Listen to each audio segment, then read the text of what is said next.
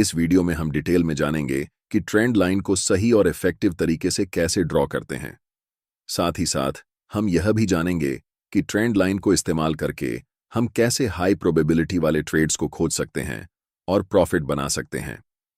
Simple भाषा में समझाऊंगा, इसलिए वीडियो को पूरा देखिए और कोई भी चीज मिस मत करिए। चलिए शुरू करते हैं। सबसे पहला सवाल, ट्रेंड लाइन होता क्या है? ट्रेंड लाइन सिंपली एक लाइन होती है जिसे चार्ट्स में की लेवल्स को टच करके ड्रॉ किया जाता है। और हम इसे किस लिए ड्रॉ करते हैं? क्योंकि प्राइस जब भी ट्रेंड लाइन को टच करती है तो हमें हाई प्रोबेबिलिटी वाले ट्रेड सेटअप्स मिलते हैं। चलिए इसे एग्जाम्पल के साथ समझते हैं। ट्रेंडिंग मार्केट के दो फेज होते हैं, एक अपर ट्रेंड और दूसरा डाउन ट्रेंड। अपर ट्रेंड में प्राइस हायर हाई और हायर लो फॉर्म करके ऊपर की तरफ बढ़ती जाती है, और इसका जस्ट उल्टा डाउन ट्रेंड है जहां पर प्राइस लोअर लो और लोअर हाई बनाकर नीचे की ओर बढ़ती है। ये एक अपर ट्रेंड का चार्ट है। प्राइस लगातार हायर हाई बनाकर ऊपर की तरफ बढ़ती जा रही है। यहां पर हम ट्रेंड लाइन प्राइस के नीचे की लेवल्स को मिलाकर ड्रॉ करेंगे और ये ट्रेंड लाइन सपोर्ट के रूप में काम करेगी। और इसी तरह प्राइस के ऊपर बने लेवल्स को मिलाकर एक ट्रेंड लाइन ड्रॉ कर सकते हैं जो कि एक रेजिस्टेंस के रूप में काम करेगी। अब यह एक डाउन ट्रेंड का चार्ट है क्योंकि प्राइस लोअर लो बनाकर लगातार नीचे की ओर बढ़ रही है। यहां पर हम प्राइस के ऊपर इन लेवल्स को मिलाकर एक ट्रेंड लाइन ड्रॉ करेंगे जो कि सपोर्ट के रूप में काम करेगी। ज्यादातर बिगिनर ट्रेडर्स का एक बड़ा सवाल होता है कि ट्रेंड लाइन ड्रॉ करते समय हम कैंडल्स के वीक को टच करके ट्रेंड लाइन ड्रॉ करें या फिर कैंडल की बॉडी को टच करके ट्रेंड लाइन ड्रॉ करें। तो इसका जवाब बहुत सिंपल है, कैंडल की बॉडी या फिर कैंडल के वीक से ट्रेंड लाइन को फर्क नहीं पड़ता। सबसे ज्यादा इंपॉर्टेंट बात यह है कि ट्रेंड लाइन ड्रॉ करते समय जितने ज्यादा टच पॉइंट्स होंगे उतनी ही ज्यादा वैलिड और स्ट्रॉन्ग ट्रेंड लाइन कहलाएगी। ऐसे में कहीं वीक टच हो सकता है तो कहीं बॉडी टच हो सकती है या कहीं पर थोड़ा सा डिस्टेंस भी बच सकता है। ऐसा इसीलिए क्योंकि ट्रेंड लाइन सिर्फ एक लाइन नहीं है।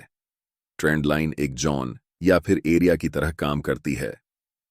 कोई भी ट्रेंड लाइन ड्रॉ करते समय आपको यह ध्यान रखना होगा कि ट्रेंड लाइन कम से कम 3 की पॉइंट्स को परफेक्टली टच करती हो।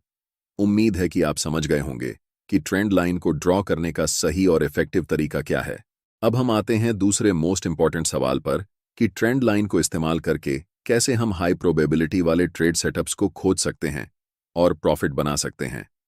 चलिए समझते हैं। ट्रेंड लाइन के साथ ट्रेड करने के दो मोस्ट इफेक्टिव तरीके होते हैं।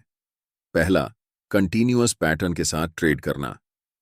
यहां आपको दिख रहा है कि प्राइस एक स्ट्रॉन्ग अप ट्रेंड में है, इसलिए इसके नीचे एक ट्रेंड लाइन ड्रॉ कर सकते हैं। अब जब भी प्राइस दोबारा इस लेवल को टच करेगा तो यहां से रिवर्सल के चांसेस होते हैं। जैसे ही कोई स्ट्रॉन्ग रिवर्सल कैंडल बनता है, हम यहां लाइन के नीचे अपना स्टॉप लॉस रखकर एक बाय पोजीशन बना सकते हैं। नेक्स्ट एग्जांपल डाउन ट्रेंड में देखते हैं। यह एक डाउन ट्रेंड का चार्ट है, इसलिए प्राइस के ऊपरी लेवल्स को मिलाकर हम ट्रेंड लाइन ड्रॉ करेंगे और दोबारा जब भी प्राइस इस ट्रेंड लाइन को टच करेगा तो हमें एक्टिव हो जाना है। लेकिन यहां पर हमें ट्रेड अभी नहीं लेना है। नेक्स्ट कैंडल जैसे ही प्रीवियस कैंडल के लो को ब्रेक करता है तो हम यहां ट्रेंड लाइन के ऊपर छोटा सा स्टॉप लॉस रखकर एक सेल पोजीशन में एंट्री ले सकते हैं। आशा करता हूं कि आपको कंटिन्यूअस पैटर्न के साथ कैसे ट्रेंड लाइन को इस्तेमाल करके ट्रेड करते हैं यह समझ में आ गया होगा। अब बात करते हैं ट्रेंड लाइन ब्रेकआउट पैटर्न की, जो कि सबसे ज्यादा ट्रेड किया जाता है।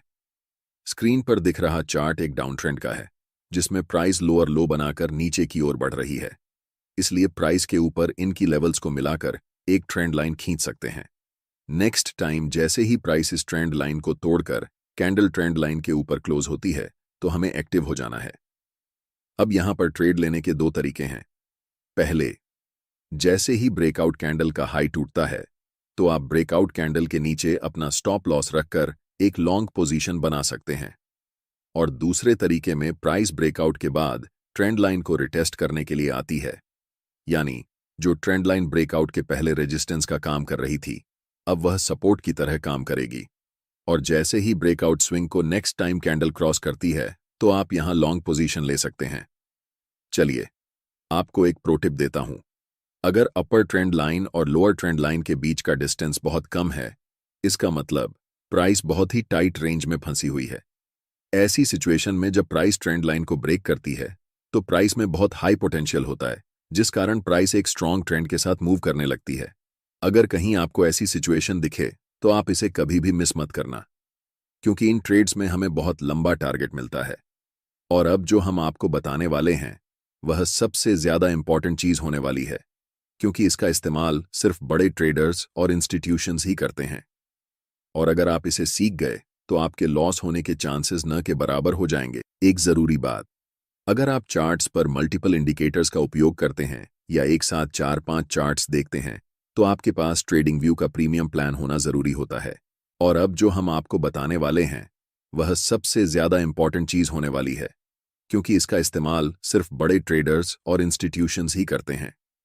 और अगर आप इसे सीख गए तो आपके लॉस होने के चांसेस न के बराबर हो जाएंगे, जिसे कहते हैं मल्टी टाइम फ्रेम एनालिसिस। अब घबराइए मत, चलिए आसान भाषा में समझते हैं।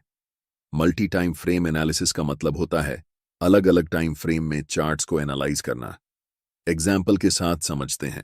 यह निफ्टी 50 का 1 डे टाइम फ्रेम का चार्ट है। प्राइस हायर हाई बनाकर ऊपर की ओर बढ़ती जा रही है, जिसका मतलब है कि यहां प्राइस अपर ट्रेंड में है, इसलिए ट्रेंड लाइन प्राइस के नीचे ड्रॉ करेंगे। जब प्राइस ऊपर वाली ट्रेंड लाइन से टकराती है तो प्राइस रिवर्स हो जाती है और नीचे की ओर बढ़ती जाती है। और जब इसी चार्ट को हम छोटे टाइम फ्रेम पर देखेंगे तो ये डीप डाउन ट्रेंड जैसा नजर आता है। इस डाउन ट्रेंड के ऊपर एक ट्रेंड लाइन ड्रॉ करके हम वेट करेंगे कि कब इस ट्रेंड लाइन का ब्रेकआउट होगा। जैसे ही प्राइस हायर टाइम फ्रेम में अपने नीचे वाली ट्रेंड लाइन को टच करेगी तो वहां से प्राइस रिवर्स हो जाएगी। अब इसे ट्रेड करने के लिए हमारे पास दो कंफर्मेशन है। पहला कि बड़े टाइम फ्रेम में ट्रेंड लाइन का सपोर्ट मिल गया, और दूसरा छोटे टाइम फ्रेम में हमें ट्रेंड लाइन का ब्रेकआउट मिल गया। इनकी एक्यूरेसी बहुत ज्यादा होती है। यहां ब्रेकआउट कैंडल के नीचे अपना स्टॉप लॉस लगाकर बड़े टाइम फ्रेम में जो अपर ट्रेंड लाइन है वहां तक टारगेट रख सकते हैं। चलिए इसे एक और उदाहरण के साथ देखते हैं। यह चार्ट अभी हायर टाइम फ्रेम में है। प्राइस लोअर लो और लोअर हाई बनाकर नीचे की ओर बढ़ रही है, इसलिए हम प्राइस के ऊपर और प्राइस के नीचे दोनों जगह ट्रेंड लाइन ड्रॉ करेंगे। जैसे ही प्राइस लोअर ट्रेंड लाइन को हिट करता है तो यह ऊपर की ओर बढ़ने लगती है। और जब इसी चार्ट को हम छोटे टाइम फ्रेम में देखते हैं तो यह चार्ट हमें अपर ट्रेंड में दिखाई देता है, इसलिए हम प्राइस के नीचे ट्रेंड लाइन ड्रॉ करेंगे और ब्रेकडाउन का इंतजार करेंगे।